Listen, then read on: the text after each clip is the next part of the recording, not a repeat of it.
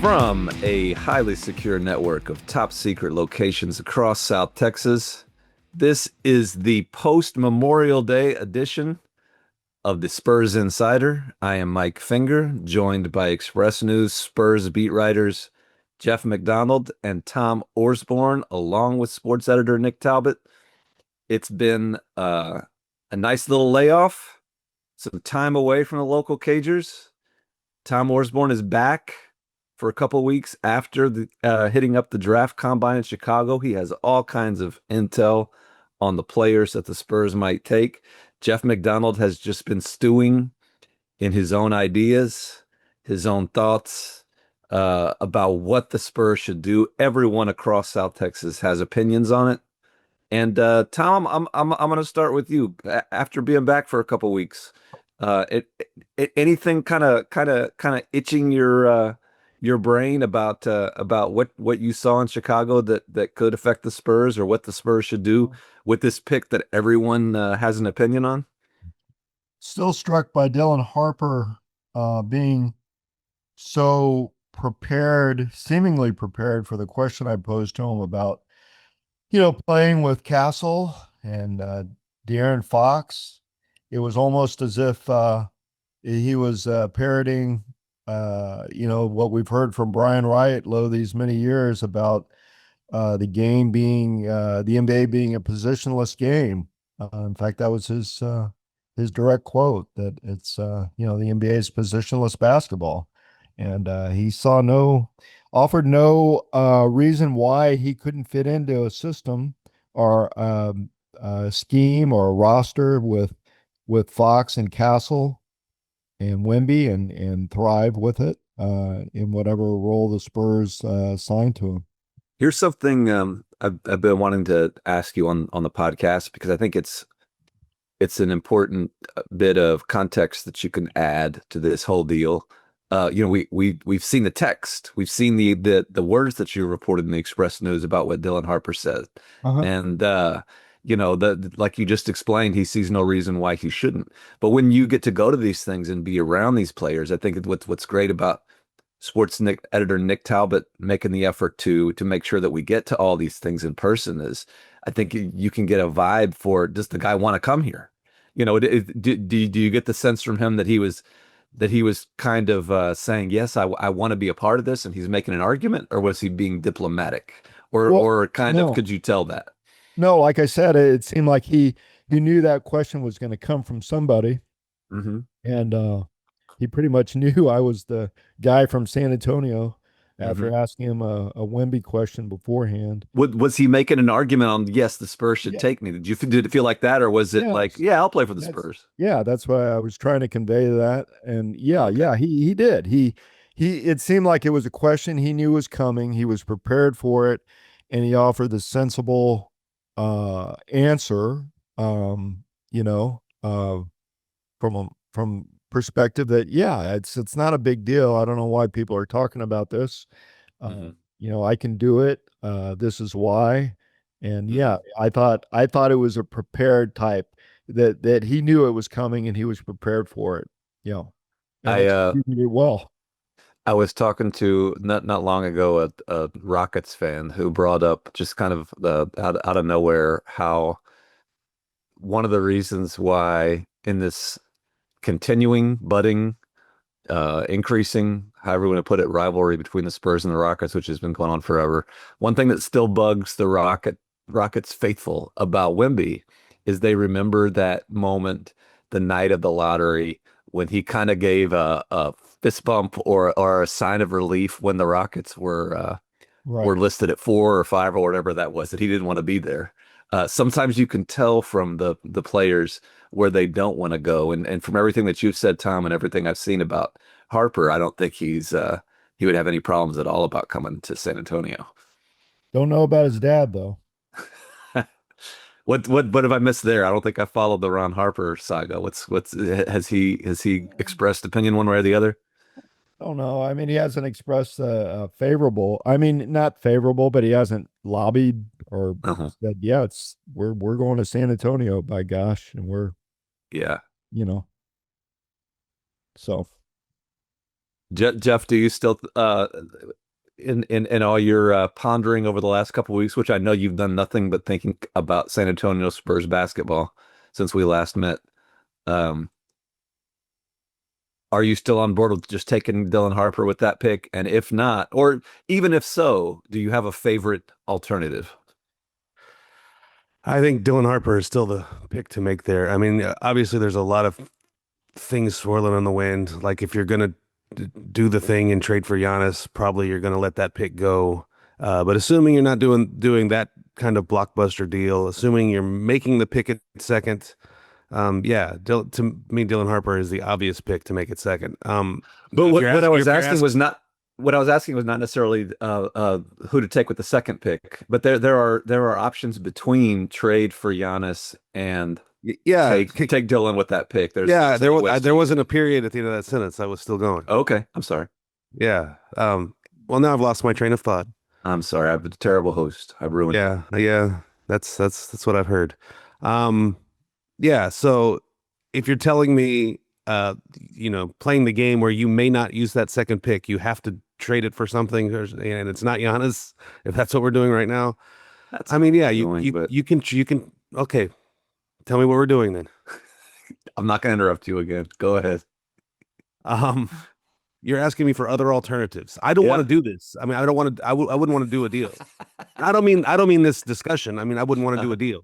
Uh-huh. But you're telling me if I can't take Dylan Harper second and I can't trade for Giannis, then there's trading down for something that fills an immediate need is okay, I guess. If you want to trade down for like a Trey Johnson or a Con Knipple, or if you want to fill the big man spot and get Malawak out of Duke, like I could see you doing that. That's defensible.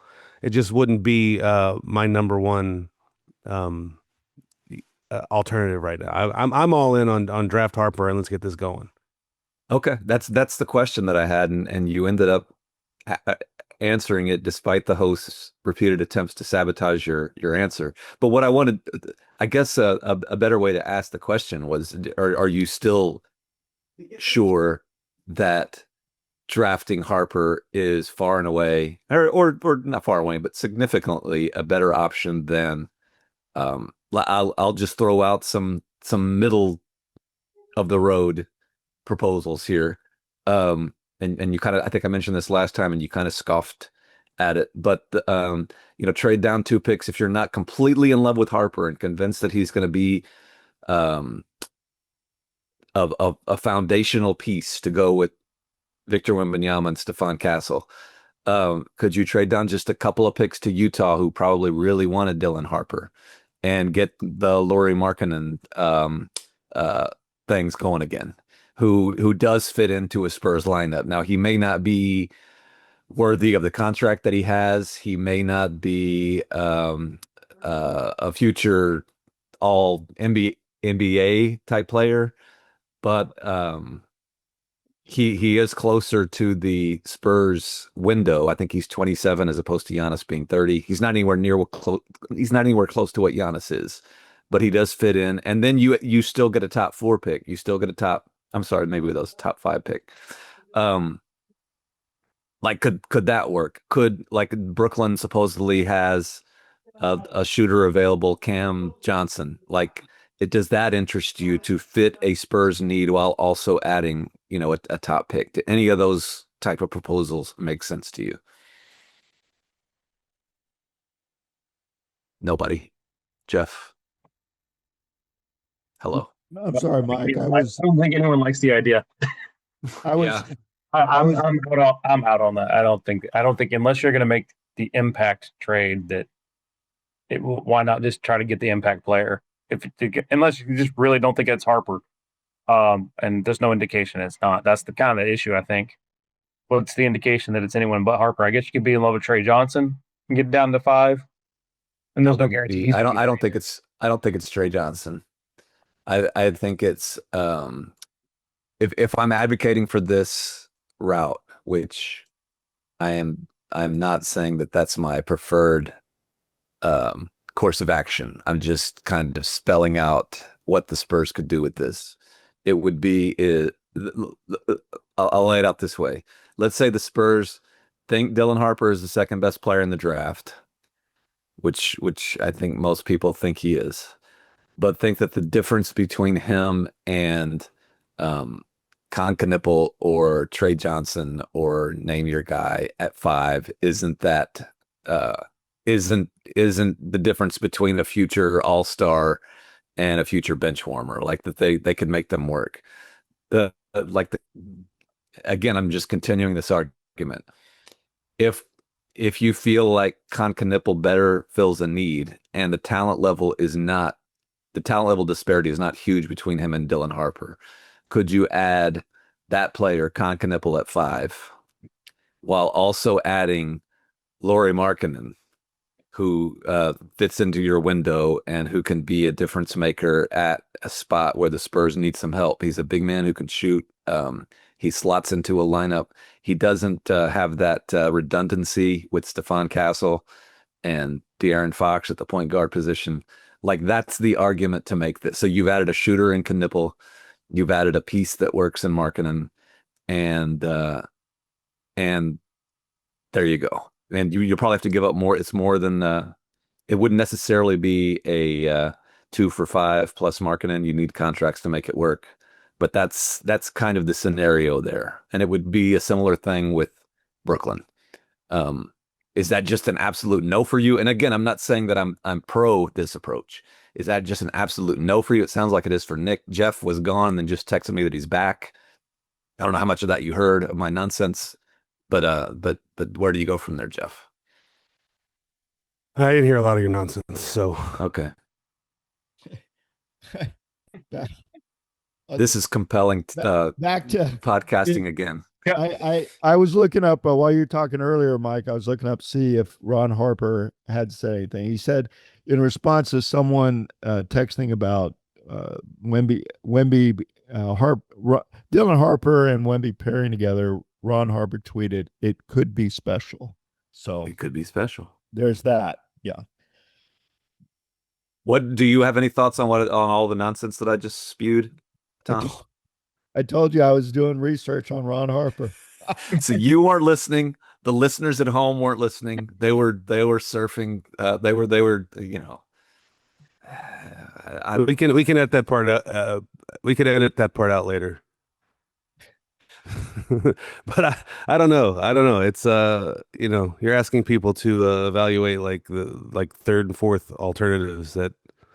I don't think that this is, you keep saying that. I'm not forcing you to say the Spurs can't take Dylan Harper.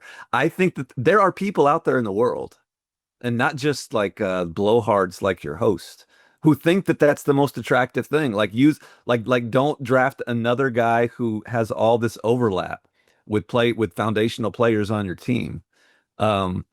Use it to collect assets that help you more. And I guess what you and Tom and Nick are all saying is those people are full of it. They shouldn't do that. Either trade for Giannis or take Harper, and there's no other option for your Spurs. That's basically what all three of you are saying. While Tom does his research and you pretend to have lost your connection, and Nick helpfully steps in and says, no, he wouldn't do it. At least he has an opinion. The thing is, I can understand that line of thinking. Sure. Okay. It's just, and you don't buy into it. Well, I mean, if they that you're making it sound like I'm strident. I'm not strident. I mean, if the Spurs wanted to trade for something that makes makes more sense or gives different assets, that's fine. I think I do. I'm of the opinion, I guess, that Dylan Harper might be one of those guys that if you don't draft him when you have a chance, 5 years later you're looking back and you look stupid. That's fair. Yeah. So I'm not sure that's the. Go ahead, Nick. I'm more strident. I think it's one of those two, and I don't like the idea of trading now. I think I said that last week. I'm just not in love with a lot of guys in this draft outside of the top three, and I even sold him Ace Bailey. Haven't researched too many guys below 5 or 6, 7 guys, but to see if there's a Kawhi Leonard out there, banging about, but. I don't like it unless another superstar pops free that would even be a better fit, or maybe fits in that age range, kind of like De'Aaron did. is not pushing on the other side of 30. But we haven't seen that yet. So maybe one of those will be available, or one of those trades will just magically appear. But it doesn't look like it at the moment, which kind of limits the trade options. It's Giannis or Harper. It's going to take a lot to get that number 2 pick away from me if I have the number 2 pick. It's going to take a whole lot. Okay. I just think like when we have these discussions, and it's not just the four of us, I think it's basketball podcasters, basketball watchers, basketball discussers in general. We trap ourselves into these boxes of logic where it seems like we've come to this consensus about a Rutgers point guard who I don't think a lot of people watched a whole lot last year. He didn't make the NCAA tournament, where we've all decided that it's so clear that he's so much better than every other player in this draft and Cooper Flagg that, yes, that seems to be a consensus that he's the clear-cut number 2. But I think there's a danger in just making these assumptions that he's that much better than who you could get at 4 or 5 or 6 or 7 or on down the line. And that might be right. It's just I'm just pointing out that sometimes we talk ourselves into these assumed facts that have not been proven yet. And you might be right. Like the Spurs might, if they trade out of that 2 spot and Dylan Harper becomes the next Cade Cunningham somewhere else, they do regret that for years to come. Like that, maybe that's true. That could be right. I think we should be careful not to make that assumption. And by the way, I will give sports editor Nick Talbot some credit, as long as we're talking about making bold proclamations around a draft and not knowing how it'll turn out years ago. I think Nick was the most strident, the most vociferous years ago when the Spurs took Devin Vassell over Tyrese Halliburton. And I just wanted to tip my hat to Nick and say, you were right about that one. Because Tyrese. Hold on. Well, we need to see how this plays out, though. They're both still very young. Yeah. But you try to make that argument, but I was pretty strident that he was better then. I think I said something to the effect he was better then, he's better now, and he's going to be better 5 years from now. And he's kind of proven that. No offense to Devin, he's a good player, but Tyrese is doing very well this offseason, our pro season. So, I also didn't like the Josh Primo pick very much. I wanted them to take the Sun Gun, so I was right down on that one too. But we'll see how the Primo that one has extenuating circumstances. We'll see how the Primo pick turns out. Tom has when you're talking about the picks below 6, 7, 8, Tom has seen a lot of these guys in person, having been to the combine. In terms of pick 14, which I'm not sure the Spurs will make that pick either. It's just they're running out of spots, and you don't want so many rookies and second-year players. But anybody from that number 14 level group stick out to you, Tom, as interesting to you? Well, I wrote about McNeely. From UConn. Part of that UConn pipeline to your local Cagers. That's right. I didn't get a chance to directly ask him about the Spurs. I was in a rush to write about Harper. They did all the media availability on one day, so that made it difficult and run. And Dylan Harper went early, so I had to get away to write about him. So I didn't get as much time with those guys as I would have liked. But McNeely is somebody that I think the Spurs, if they were to keep that pick, would zero in on. He would fit. Yeah. He seems like a good fit for them.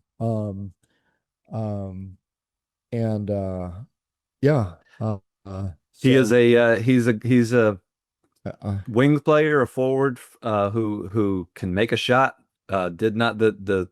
The Huskies did not defend their national title that they won with Stephon Castle. Didn't have quite the same year. He didn't have quite the on-court production that some people expected from him coming in as a freshman. But it's just hard. It's hard to wow people as a freshman in the college game these days. I think this is getting into a completely different podcast, but the college game has turned into this this deal, especially after the COVID years that people got and the NIL money that's coming in, where there's a lot of older dudes excelling in college basketball now. There's a lot of 22 and 23 and 24-year-olds out there. And so the freshmen that you're seeing, the guys who are coming in with all the NBA height, this counts Ace Bailey, this counts Dylan Harper. They have a harder go of it early, especially they don't have the people around them. So sometimes you see the guys come in and actually after going through a bit of a hiccup, going through a bit of a struggle as a college freshman, come into the NBA and look better against tougher competition because they're in a better system. They have better people around them, all that type of stuff. And I think Liam McNeely could be one of those guys. Again, I don't want to claim to know more than I do, but he's got that sweet stroke that the Spurs need. They don't have many sweet strokes on their roster. A little bit of size to him. Unlike Dylan Harper, has a obvious place where he fits into the group. So yeah, that would be somebody you'd look out for with that number 14 pick. Like Tom said, if the Spurs make it. Yeah, there are scouts who are probably being a little contrarian who will tell you if Con Knippel is not the best shooter in this draft, that it might be McNeely. Mm-hmm. So that's definitely a reason I would.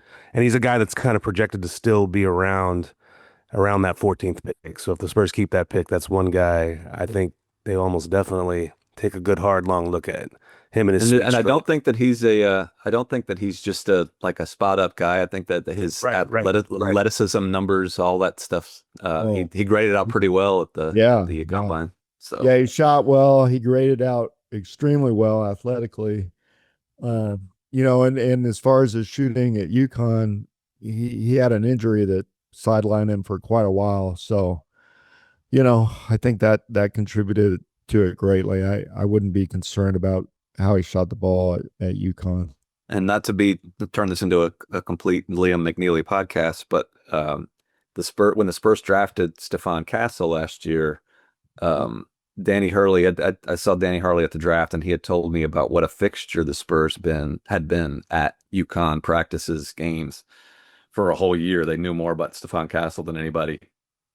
Than any of the NBA, they probably heard of this NBA guy. team. Well, the thing is, that wasn't the same year McNeely was there, but they do have the relationships with the UConn staff, people who probably they trust to be pretty honest with them to get an accurate view of what kind of player this guy is. So I think they have the right intel on him. That doesn't necessarily mean they'll draft him. It might be they won't draft him, but that's a factor there that I think. All of that said, we're all pretty convinced if the Spurs make the second pick, they're probably going to trade the 14th, much as they did last year with the 8th. Mm-hmm. I don't know if I'm sure. I think it's a significant possibility. I wouldn't be shocked if they make both picks, but I think that is if I had to bet, if the option is, do they make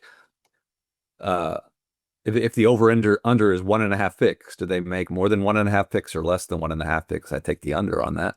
Right. I don't think they make both of them. Yeah. But stranger things have happened. It takes two to make a trade. You can't just say we're trading this. Maybe they don't get what they want for either one of them. So, it takes. Well, you get a lot of wisdom here on this podcast. A minimum of 2, actually, Jeff. True. It's true. That's true. Sometimes they're more. Hands. Yeah. Jeff has all kinds of insight. Jeff's opinion is actually statistically monitored. I don't know if you're aware of this. I am not aware of this, but it seems very Big Brother-ish, and I'm not a fan. Yeah. Well, I wish I could find. I saw it on the internet recently, where somebody had done a graph on the whole pool, the voting pool for the NBA awards, and ranked every voter from the most outside, from free thinkers to sheep, I believe were the terms. Am I a sheep? I'm probably a sheep. You were right there in the middle.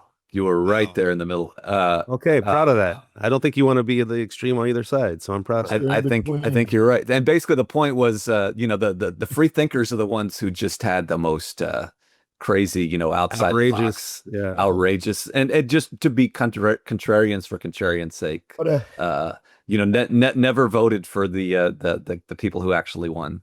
And then the sheep were the ones who just voted for, like, on down the line, like the official NBA list of award winners basically were those people's ballots, the sheep. What- Like they what they, an- they voted for who everyone else voted for. Jeff had a little bit of free thinking to him, a little bit of contrarianism to him, but a bit of conformity too. So what a niche cottage industry, ranking the voters in awards, sports awards. It could be yes. Hall of Fame voters too. Yeah, Who- I believe that there are, Baseball Hall of Fame, that they do the same thing, that there are awards on votes. With the AP top 25, like football and basketball polls, I know for a fact there are people who track that and know who the most an industry. contrarian voters are and who the most conformed voters are. It's interesting. You would have thought Jeff? my Sandro Mamukashvili MVP vote would have put me in the free thinkers pile, but I guess not. Yeah. Yeah. There are some really free thinkers out there. What was the toughest, and the longtime listeners of this podcast know how much the host deplores and abhors and cannot stand award talk. But some people like, and it's a voter, so they ask him, what was your toughest call, most interesting call? So people don't believe this by the way you act on this podcast, but you do take your job extremely seriously. And I know you put a lot of thought into all these votes. You take the responsibility seriously. What were your longest mulling decisions? That's an interesting question, because there's some categories that are difficult because there's just a ton of good candidates, right? Like, how do you pick a coach of the year, really? I can make a perfectly fine case for like 5 dudes, right? Or 6th man of the year, kind of same thing. Most improved player, kind of same thing. There's a whole list of them, but the one this year, this was one year where the MVP vote was actually pretty interesting at the top. Do you go with Shea Gilgeous-Alexander? Do you go with the old mainstay Nikola Jokic? A lot of years, 67 games, and was the NBA's scorer in SGA. That's a very compelling argument to me. But I went with Nikola this year, who did not win it. So that might have got me a little closer to the free thinker pile. That you weren't on an island there either. I think that Right. was, there's a significant number of Jokic voters. It wasn't Right. super close, but it was like Yes, I'm aware. I'm aware. Yeah. So that was was explaining to the listeners. That was not explaining to you. That was the one ahead. that I really probably went back and forth with a lot. As I assume most people did. Like, I can't imagine anyone that just planted their flag on one of those guys and decided I'm right, and anyone that picks the other guy is an idiot, because that's not how I thought of it. I thought they were both very good candidates, and it was hard to choose between them. But Jokic averaged a triple-double and was pretty much the leader of a team that was so bad, that fired its coach. Like that team would have fallen apart without Jokic, and they made the playoffs, made a decent playoff run, even though that doesn't count. The Game 7. Yeah, even though that doesn't. Go ahead. I'm sorry. Even though that doesn't factor into your MVP vote, what they do in the offseason and the postseason, because your vote is due before that. But I'm aware, Jeff. It's a very, and I did do a little bit towards the end of that season, just kind of sidling up to various, Spurs in the locker room. Hey, who would you pick between these guys? Just between you and me. And in the Spurs locker room, Jokic was the overwhelming choice of who they think is the MVP. I did read something in right before the votes were due. I think The Athletic did a survey of a larger swath of NBA players anonymously, and they all picked SGA. So maybe my sample size was too small. But I kind of, when you have players in your locker room telling you Jokic is the hardest guy we have to deal with all year, that factors in. Could be some rivalry bias too. Yes, and that's Sure. That's a good Sure. segue. That's a good segue into what we're witnessing right now with the Thunder. Thank you, Tom. Just thinking of what the Spurs could be possibly if they follow that template. And that's another argument to be made for staying the course. and Yeah. for not necessarily cashing in all those lottery picks at once, all those draft picks to fill immediate needs, because the Thunder, it has been an extended improvement. Like they did not become NBA Finals favorites overnight. They had a year last year where we've talked about this before, where they had to experience playoff failure, even after a really good regular season. Yeah, Tom, you're right, and that's why the Spurs, I think, kind of see them as an adversary, as a rival, because they know that that's the program that they are going to be up against over the next excuse me, half decade or more.